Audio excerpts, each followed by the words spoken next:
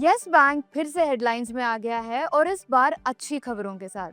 Yes bank के shares लगभग 9% से सर्ज कर गए जब ये न्यूज आई कि जापान की Sumitomo Mitsui banking corporation advance stocks में है मेजॉरिटी स्टेक अक्वायर करने के लिए इस प्राइवेट लैंडर में। ये डील यस बैंक के लिए एक गेम चेंजर हो सकती है जो 2020 के नियर कोलैप्स के बाद अपनी पुरानी शान वापस पाने के लिए स्ट्रगल कर रहा है। लेकिन लेटेस्ट न्यूज में घुसने से पहले चलो रिवाइंड करते हैं और समझते हैं कि यस बैंक को पहले कहाँ दिक्कत आई, कैसे उसकी रेस्क्यू हुई और ये पोटेंशियल डील उसके फ्यूचर के लिए क्या मतलब रखती है। 2003 में राणा कपूर और अशोक कपूर ने यस बैंक की स्थापना की। 2004 में बैंकिंग लाइसेंस मिला और 2005 में आईपीओ लॉन्च हुआ। एक समय पर यस बैंक भारत का सबसे तेजी से बढ़ने वाला प्राइवेट लेंडर था, जिसका एग्रेसिव लेंडिंग और टेक सेवी अप्रोच के लिए काफी नाम था। लेकिन इस चमक धमक के नीचे प्रॉब्लम्स उभर रही थी। तो आखिर गलत क्या हुआ? यस बैंक का कोलैप्स किसी एक वजह से नहीं हुआ, बल्कि कई एग्रेसिव गलतियों का नतीजा था। सबसे पहले बैंक ने हाई रिस्क कंपनीज को एग्रेसिवली लोन दिए जो बाद में चुका नहीं कर पाई। बहुत सारे loans DHFL, Anil Ambani group और जेट एयरवेज जैसे कंपनीज को दिए गए। राणा कपूर की लीडरशिप के दौरान गवर्नेंस स्टैंडर्ड्स काफी गिर गए। बैंक ने अपनी असली नॉन परफॉर्मिंग एसेट्स छुपा के रखे। एनपीए बेसिकली वो लोन्स या एडवांसेस होते हैं जिनके प्रिंसिपल या इंटरेस्ट का पेमेंट 90 डेज से ज्यादा ओवरड्यू हो। जैसे जैसे एनपीएस बढ़ते गए बैंक की हेल्थ खराब होती गई। यस बैंक का credit to deposit ratio 100% cross कर गया, मतलब बैंक ज्यादा लोन दे रहा था डिपॉजिट के कंपैरिजन में।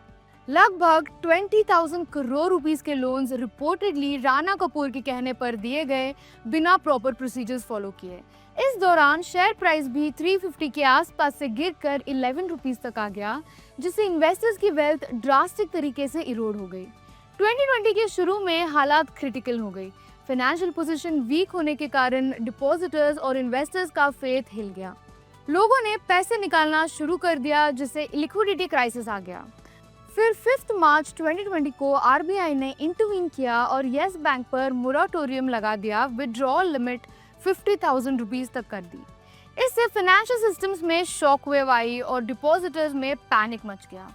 ऊपर से राणा कपूर को 4,300 करोड़ रुपीस के एलिज्ड मनी लॉन्ड्रिंग केस में अरेस्ट किया गया। यस बैंक कोलैप्स होने के एज पर था, तब एक रेस्क्यू प्लान जरूरी हो गया।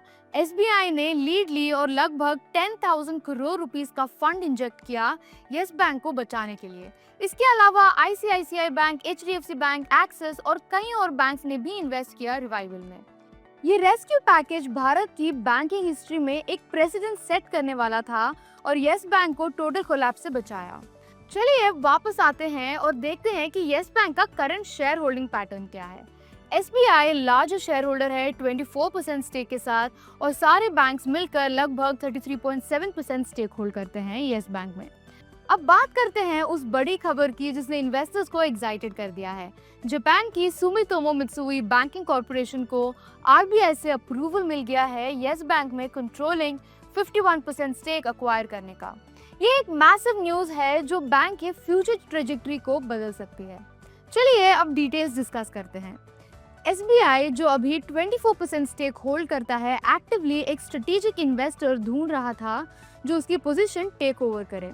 एसएमबीसी प्लान कर रहा है कि वो 51% तक स्टेक अक्वायर करे यस बैंक में, लेकिन आरबीआई रूल्स के हिसाब से उनकी वोटिंग राइट्स 26% पर कैप्ड रहेंगी।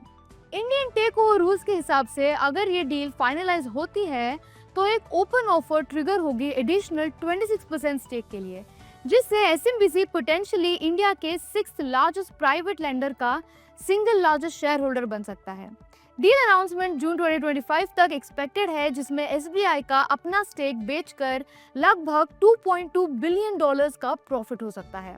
अब आप सोच रहे होंगे कि ये डील इंडिया के एफडीआई रूल्स के साथ कैसे फिट होती है।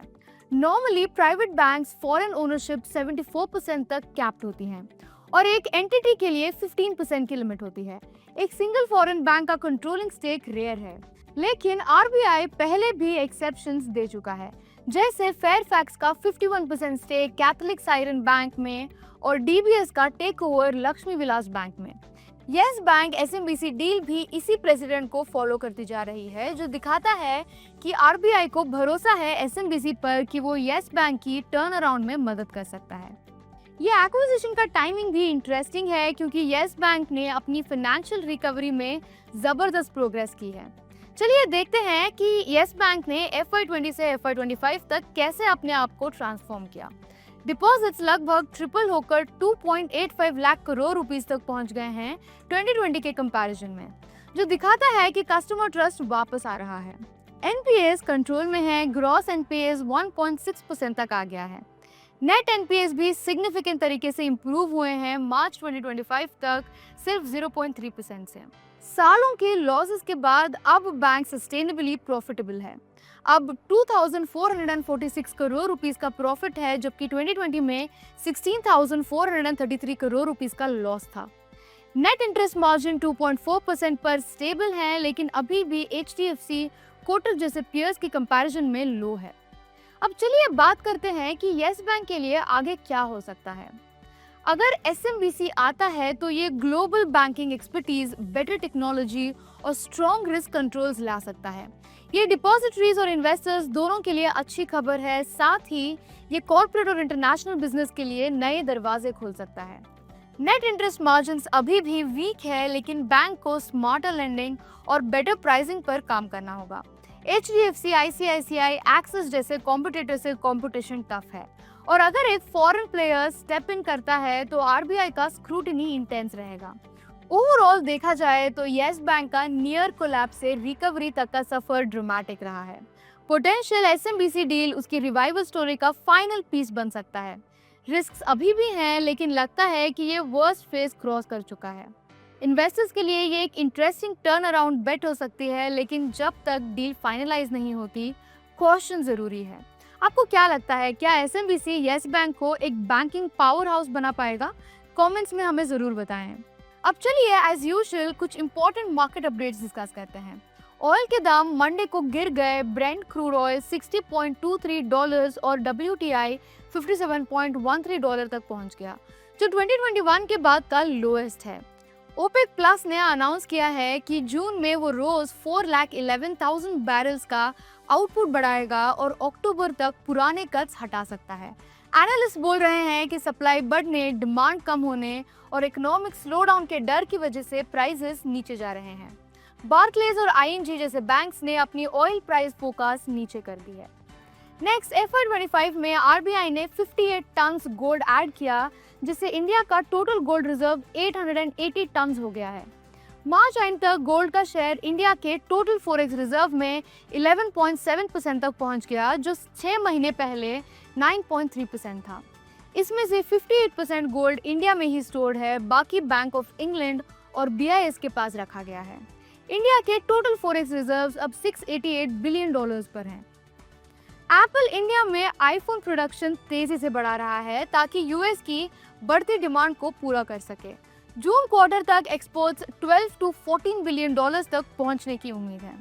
फैक्सकॉन और टाटा इलेक्ट्रॉनिक्स जैसे पार्टनर्स प्रोडक्शन स्केल कर रहे हैं और FY26 तक इंडिया से $40 बिलियन के आईफोन्स बन सकते हैं, मोस्टली एक्सपोर्ट के लिए।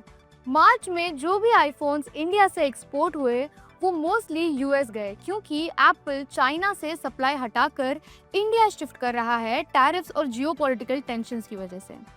तेजस नेटवर्क्स ने BSNL के लिए 7,492 करोड़ रुपीस का कॉन्ट्रैक्ट पूरा किया, जिसमें 1 लाख 4G और 5G साइट्स के लिए इक्विपमेंट सप्लाई हुआ। ये TCS लेड कंसोर्टियम का पार्ट है, जो दुनिया के सबसे बड़े RAN नेटवर्क्स में से एक सेटअप कर रहा है। जून में BSNL का 4G लॉन्च होने से पहले तेजस ने 8,923 करोड़ रुपीस की एनुअल रेवेन्यू और 447 करोड़ रुपीस का प्रॉफिट रिपोर्ट किया, और कंपनी BSNL और वोडाफोन आइडिया से और भी कॉन्ट्रैक्ट्स की उम्मीद कर रही है। Having said this, this is Neha signing off. Investments in securities market are subject to market risks. Read all the related documents carefully before investing.